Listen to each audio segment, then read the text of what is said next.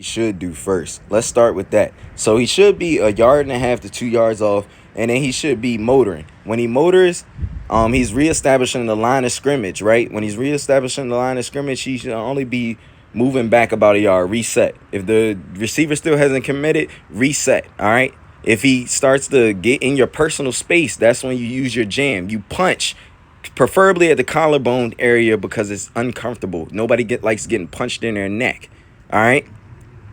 So when he motors, all right, he still doesn't commit. If he gets in his personal space, punch him in his freaking collarbone because it's uncomfortable. All right, once he commits, you lateral step, and then you stay on top of the route. And he would have just it would have been like him pushing through a sled trying to run this route.